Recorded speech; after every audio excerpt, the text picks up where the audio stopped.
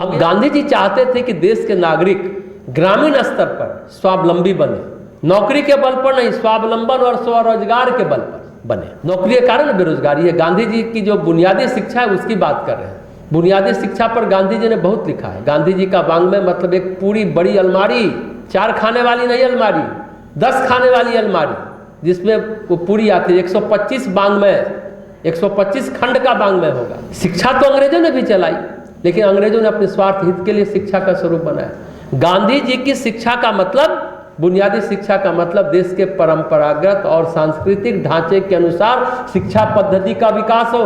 आज हम भी लोग बचपन में कहानी पढ़ते हैं। किसकी कहानी पढ़ते हैं? सिंड्रेला की कहानी पढ़ते हो तो लोग। गांधी जी कहते हैं ठीक है सिंड्रेला को पढ़ो, लेकिन हमारे देश में इतनी लोक कथाएं बिखरी हुई हैं, उनको भी तो पढ़ो, उनको भी तो जानो।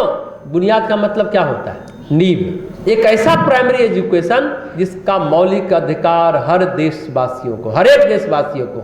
आज भी लोग बैठे हैं कंबल लेने के लिए। हम समझते कि बीच में बहुत लोगों को वो बुनियादी शिक्षा का मौलिक अधिकार नहीं होगा। बहुत लोग अनपढ़ हैं, नहीं पढ़े होंगे, नहीं हो पाया। बुनियादी शिक्षा सबको नहीं मिल पाई। इतने साल हो गए देश को आज़ाद हुए। अपनी संस्कृति, अपनी परंपराओं के अनुसार उस लेगेसी को हमें आगे बढ़ाना, हम लोग नहीं बढ़ा पाए। महात्मा गांधी किताब से बहुत ज़्यादा प्रभावित थे। उसकी अनटू दी लास्ट, जिसका गांधी जी ने अनुवाद किया, उसको कहा अंत्योदय।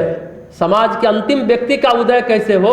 अंत्योदय में उन्होंने लिखा था कि जो कुछ भी बुनियादी सहूलियतें हैं, जैसे रोजगार है, जैसे शिक्षा है, जैसे बिजली है, पानी है, साफ हवा, साफ वायुमंडल, ये जरूरतें देश के अंतिम व्यक्ति तक पहुंचनी चाहिए। जैसे रक्तवाहिनी नाड़ियां पैर से लेकर तक खून तक पहुंचाती है ना ब्लड को, उसी तरह से होना चाहिए। और दूसरी बात वो हमेशा कहते थे, शिक्षा और रोजगार दोनों साथ साथ चले।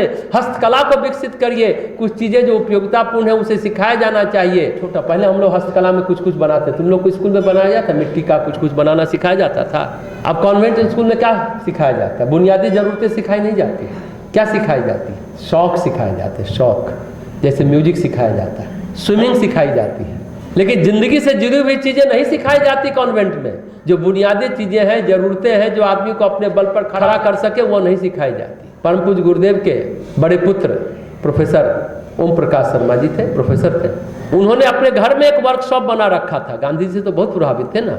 उनको कोई बच्चा नहीं था, बाद में उन्होंने एक रिश्तेदार के बच्चे को गोद लिया था। जिन विद्यार्थियों को पढ़ाते थे उनको अपने वर्कशॉप में ले जाते थे, उनसे कुछ चीज़ों को सुधारना, बनाना, रिपेयर करना सिखाते थे। ये सब बातें, जैसे रेडियो सुधारना, टीवी सुधारना, उससे तो मोबाइल होगा नहीं, बाकी जो भी घर के सामान को उसका ट्रेनिंग देते थे, उसको सिखाते थे, उसका अभ्यास कराते थे। स्वाधीनता के बाद जवाहरलाल नेहरू देश के प्रधानमंत्री थे, पता है।